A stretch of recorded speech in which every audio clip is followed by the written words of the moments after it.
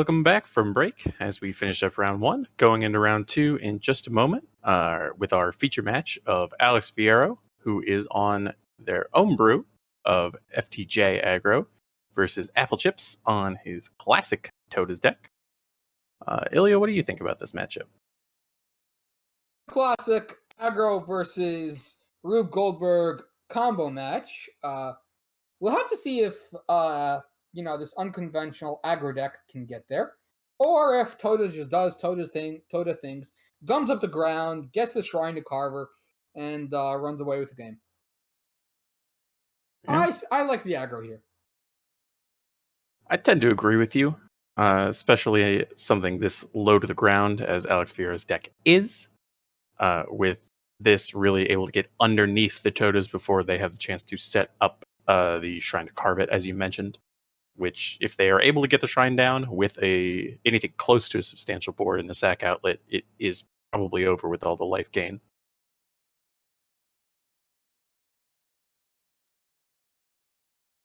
Yeah, so pair of Nakases and then the 3 Stutter Steps. I'm not sure those cards will really have much of an impact here. You don't need to defend your units against spot removal against a combo deck.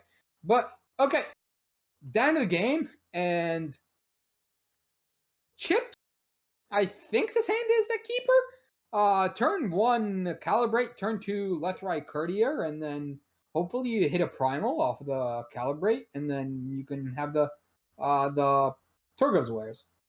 Absolutely, and looks like Chips does agree with you. Alex also keeping a hand. A little bit slow, not able to play anything on turn two as it stands right now. I do believe that is a Seat of Glory, so would come in depleted without a basic sigil. That's a problem, especially because AlexFiero drew Twilight Hunt, drew Stutter Step. Ugh. And very punishing as it stands right now. We mentioned that we thought the aggro deck had the advantage, but that is given the condition that they are able to be as aggressive as they need to be. And taking both turn one and turn two off against the combo deck definitely going to hurt. Although Chip's not in the best spot either right now in terms of the way his influence is shaking out. Did Chips use that Calibrate to pick up the cheering section? Did not realize that, and oof. Yep, Pair and of Crack the Earths. Okay, so one of them will have to try and come in. yeah, gonna be stuck there. I'd imagine Chips took the cheering section because they didn't see power in the top several cards of the library, but could be wrong. Fair enough.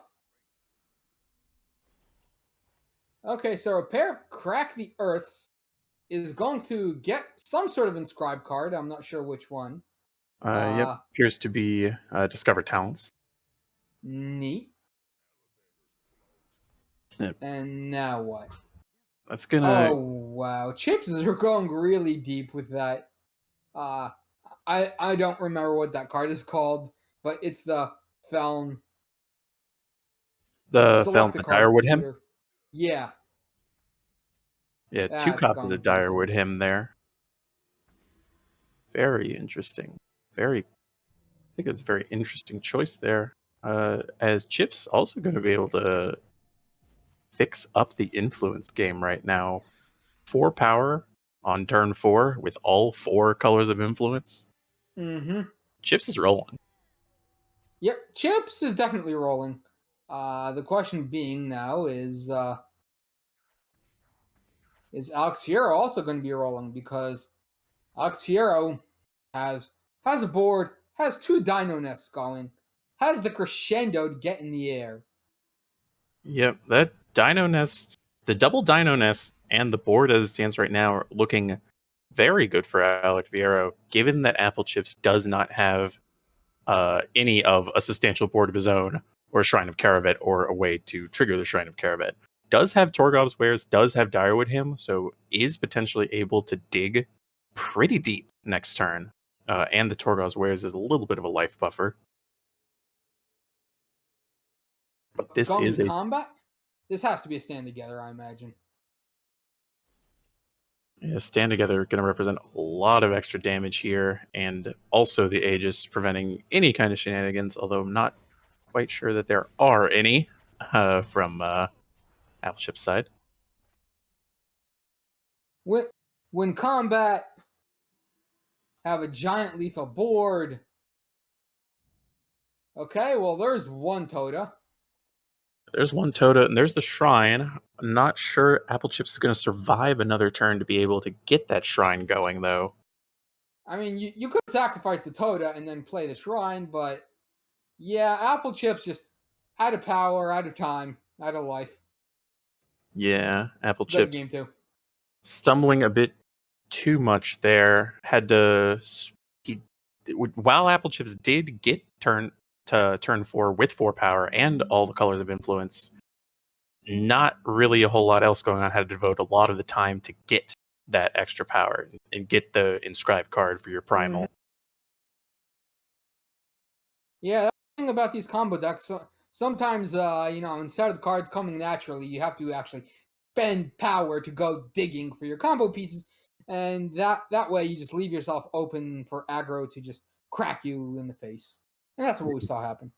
Absolutely, and it hurts even more when you have to spend that power that you would want to be spending digging for your combo pieces, digging for your power. Right.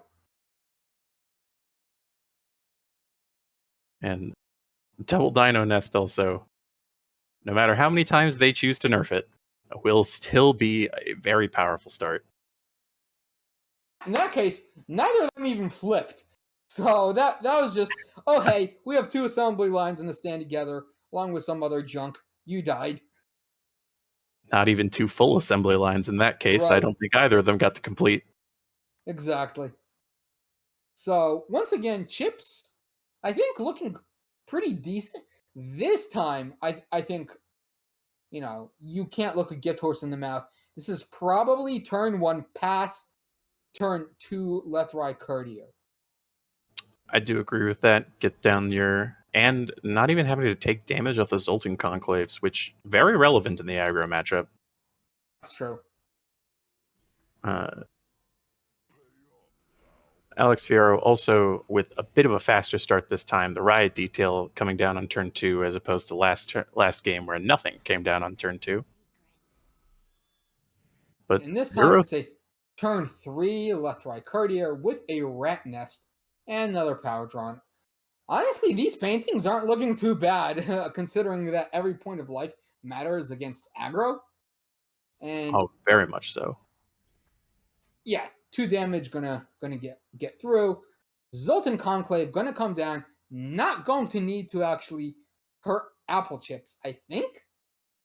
Yeah, I mean, unless you count the twin brood sauropods in the market. there some double influence cards from the market. Although none of them I think particularly relevant in this matchup. At least not relevant enough that needs to take the influence of that Sultan Conclave. Right. Choosing not to though, choosing to looks like Pitfall Trap and play depleted power this turn. Guess just not thinking. Guess Chip's just not thinking they're under any pressure immediately. Chip just says, okay, two damage, and then oh, but look at this play. Stutter step to lower Chips' unit count, remove a blocker for the turn, get in for 6. Pretty cheeky Very, play. very aggressive use of the stutter step, and really the only thing could have been used for in that situation has an extraneous stutter step. There still fearless crescendo and a lot of power. Things looking like they could be very rough here for AlexFiero in these coming turns, with the shrine down now, especially. Sure, but Chips still has no sacrifice outlet. Absolutely, it's not over yet, but there is some amount of writing being written on that wall. Maybe So it's maybe just going, the opening word. yeah, as usual. It's going to as with things in Throne, it feels like it's going to be a close a close finish here. Okay, Torgov's Wares to start. And I believe that is a sack outlet. Yes. Pay 2 mana and sacrifice a unit to deal 2 damage, and just enough mana to activate it this turn. So Dinosaur Nest goes away, Totemite Munitions comes down. This is going to be Okay. pretty good. Throw the rat at the Nakas, remove the blocker, swing in for a lot. Yeah, 11 life steal damage. Yeah, this is going to be a huge swing, and I think more than AlexFiero's deck can handle, at least with this board state. Yeah, there was no Grom Gillespie here. Is Stutter Step being used to save it, and the Amplify does come down to make it even bigger on the return. I'm not sure that sure it's going to that be enough, though. I'm not sure that Stutter Step was. I don't remember Nakas' text. I think it was when a spell is played on Nakas, you can amplify him. Otherwise, it would have been more correct to go after something else with that Stutter Step. But It such is is. life. When you play a spell or weapon directly on Nakas. Okay. Okay. Makes sense now. Okay, so we can crescendo and stand together. That probably won't make a difference.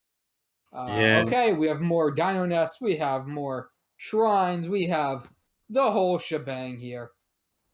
this is where you really wish Pristine Light was a fast spell to deal with the 4 power units that would be coming off of these shrines.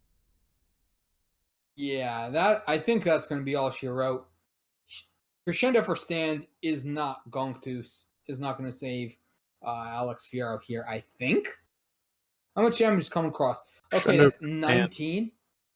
Crescendo for Stand Yeah, is going to be able to save AlexFiero, but I don't know if they're going to be in a winning position afterward.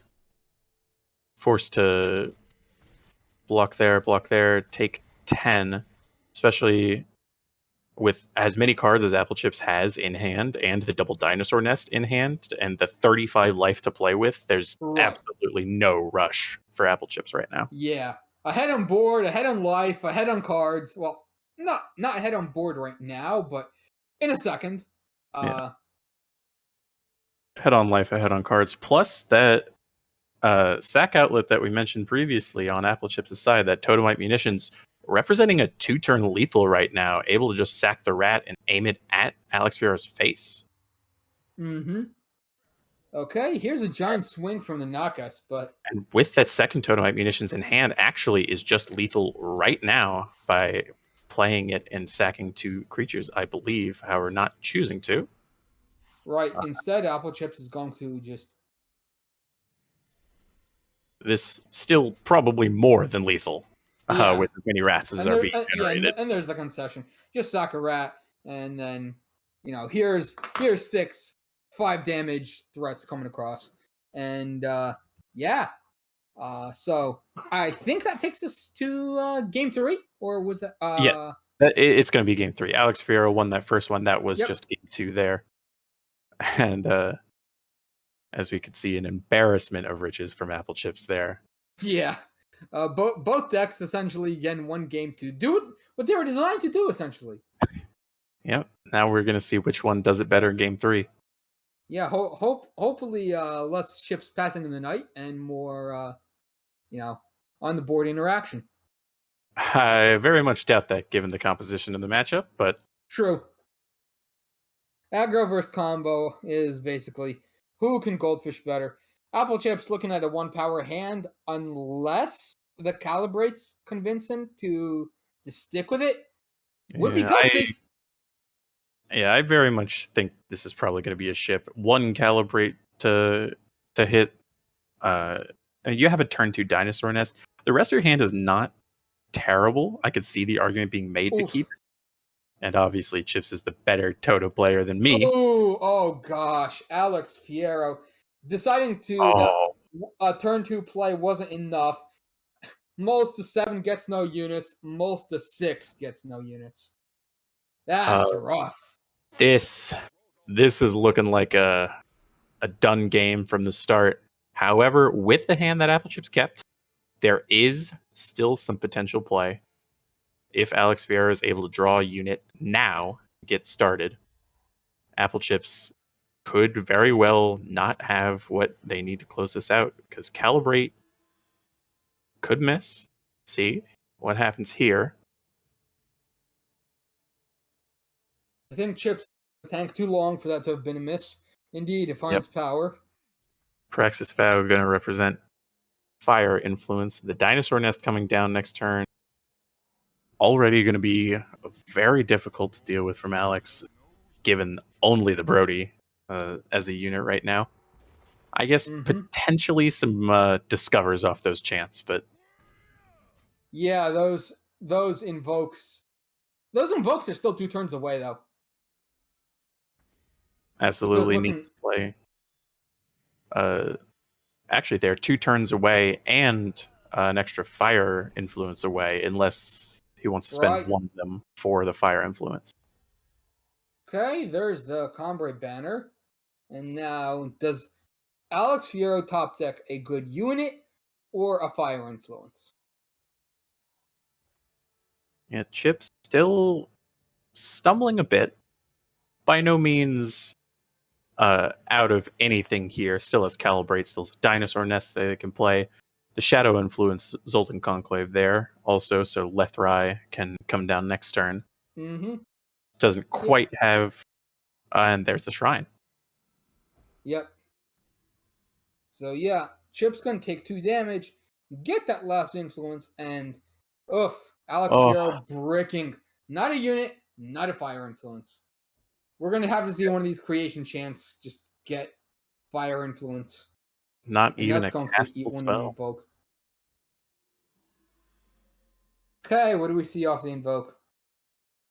Gotta be something pretty impactful here. Any 2 or 3 power Earth. Yeah. Know what that 2/2 is, but if it's just a random draft card, that feels like too little, too late against the combo deck. You can't start playing the game on turn 5 as the aggro deck.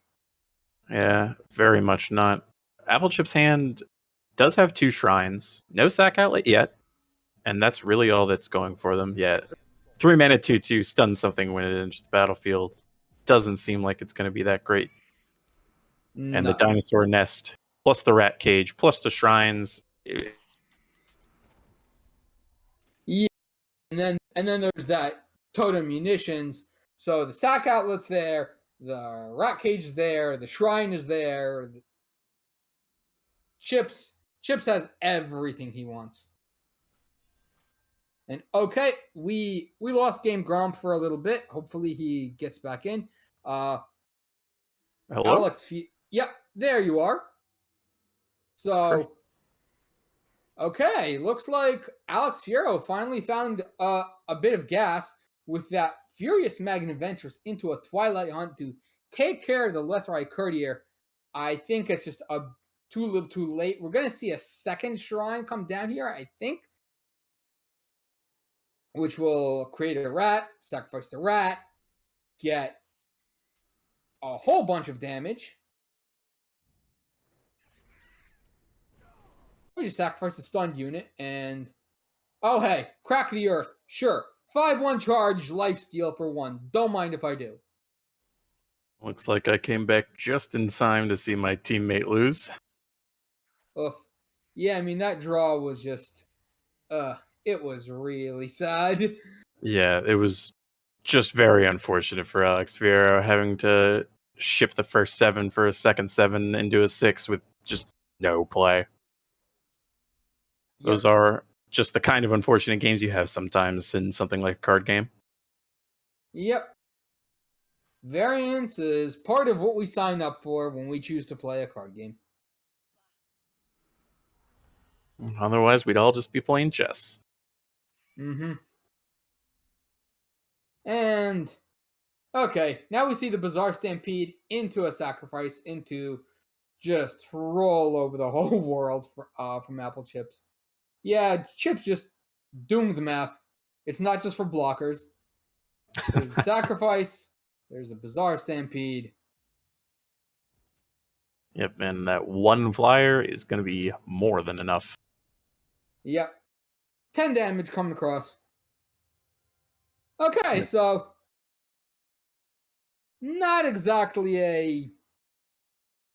a very back and forth match, Yeah, but not a particularly competitive game three, but we'll do as much as we can there. such is Um, life. yep. Looking to see if we can't get a backup match going. Got somebody coming across for you real quick. Uh, the match, also this one playing out not really as we said at the start, but again, that one I think more than anything was due to a bit of variance, Yep. as we've got almost who is on Rainbow Relics versus Yellow Hands on that same Xenon Reanimator list we saw at the tail end of last round. Walkers, for whatever reason, Yeah, almost I think has the relic sacrifice package with that bottled storm and the Waystone Gate. Interesting. yeah. Things. This deck list is extremely interesting. I'm Classic almost being almost. yeah with the clear the ways in there. I am the mystical shackles also. I guess if no, sorry, I thought that the entomb was that. Uh, I thought that you could be a little cheeky and mystical shackles your own unit to then sacrifice it to give yourself a 3/2 later on, but the wording on that is that the enemy player plays a 3/2 Sure, soldier. but look at what Applechips did. Gets the giant from the Waystone Gate. Fair exchanges it. Uh to sacrifice another relic to get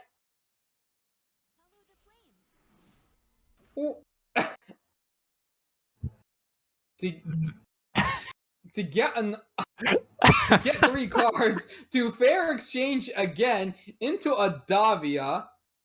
Did this Davia actually play anything from the void? It doesn't I look like it. don't believe so.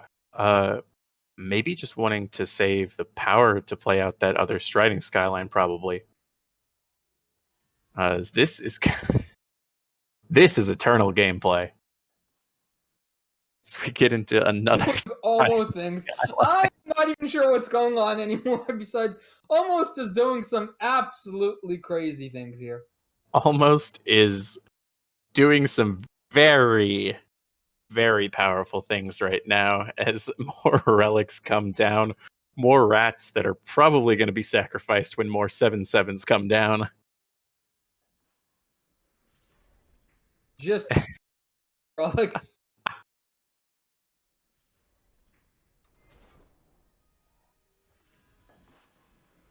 As this Wow. also looks to be game two with almost up a game here, as it looks like we're closing in the end of the match here. Uh, unless Yellow Hands has something to do with this, looks to be not playing the same tech we saw from the boxer and from the boxer earlier with that. Just went off and turned all their relics into 7/7 overwhelms. Luckily, they don't have charge. In other variants, I've seen ways to grant that striding skyline charge, and it's just absolute silliness. Yeah, not not quite that cheeky today, but a board full of 7/7s with no board wipe on the other side is very likely to be enough to close out this game. Yep, Azendel not going to be impactful enough. How often have you heard that sentence? fairly rarely. Okay, so Yellowhand's deciding the Azendo's not going to be enough, but what 6 cost unit will be? None. And that's going to be almost taking that match with the perfect time to join, honestly, with just the action there. Almost doing almost things. You'll love to see it. You really do. I can't quite say I expected to cast that today, but I'm happy I got to. One of the reasons we to like Eternal. Okay, it looks like we might. It Yep. looks like we might need to reload this game. We have the Burgund on Hoover Control versus Hammer Time. Okay, And we no never longer mind. have the Burgund on Control versus Hammer Time as yeah,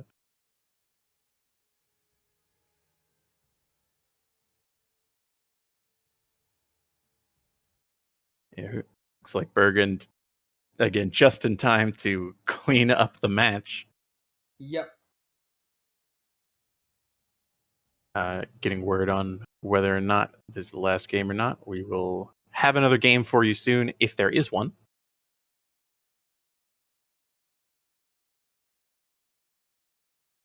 Yeah, Bergen doing the Bergen things on the Bergen Huru control, as is to be expected in Throne. Mm.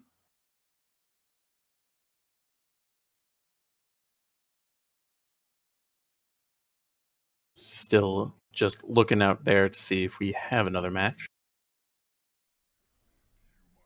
And judging by the fact we're going into one, I would say we do, as it looks like that was not actually game 2 of the series. Looks like it's going to be game 3, as the Bergen apparently had tied it up 1-1 instead of taking the match Wow. 2 out.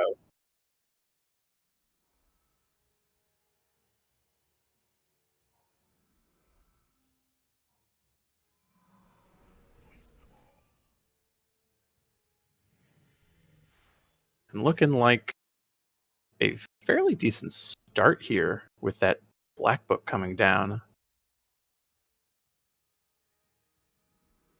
Cobalt Waystone a little too late. Just need the Black Book to get in there, eat a spell, and then hey, everything else is kind of gravy. But Hammer Time saw that hand, saw that second harsh rule. If that Tavard comes down, this board is just done. So Yep, opting to honor of the clause to hold the harsh rule, sculpt the hand a little bit. Like this play. the Black Book is just going to ooh, that war cry too, and that garrote is so impactful. Eat this Aegis, the second Black Book gonna come down. Eat this harsh rule, number 2. Yep, and now And no now more. Yeah, no more harsh rules coming out for the Bergen. Now Tavrod looking pretty safe next turn. Good turn to seed though. lead, but that garrote is still hitting like an absolute truck. And there's no real way to get at it either. Yeah, obviously have the option over the next couple turns if we can get a Stormhold plating hit down, but have several creatures to go through first. Yeah, that Stormhawk plating won't really do much. You're gonna need to pick up a third harsh rule here if we're gonna see really anything. Display of Survival, though, actually able to deal with it now that I think about it. Turn that into a 1/4 dinosaur. Opts to go for Tavrod first, though. Or no, is that non-weapon relic, actually, now that I think about it? No, it is non-cursed relic. So Non-curse relic. does have the option to turn that Garrote into a 1/4 dinosaur. Opting to turn Tavrod first, just to make sure there's no 5 power hitting the face, make sure that there's no additional card advantage generated. Harsh The Rule. most timely of harsh rules. Very good pickup, just in time for the Stormholt plating to be free and take out that Garrote. And the other Garrote in hand not big enough to take it out on the backswing. Now the question is, does this Can this Carrington merchant pick up a Silver Blade Menace? Answer seems to be no. Answer, based on the market, appears to be yes. But Don't okay, know not whether or to. not they already got one though. Uh, Okay, Helio for 3. yeah, maybe just not wanting to blow the Silverblade Merchant yet, have a lot of life to work with. Bergen could commit more spells. Silverblade Merchant could potentially be lethal eventually, but and eventually is now. As I saw a 19 there, Oof. maybe just 9. No, it was a 10. But yeah, Silverblade 10. There we Menace go. for the win. Silverblade Menace coming down. Didn't want to blow it too early last turn. Waiting just one turn, get one Hidden Garrote hit in, and coming down for lethal as Hammer Time actually wins that match. That was the end of the round. We'll see you for round 3 very soon.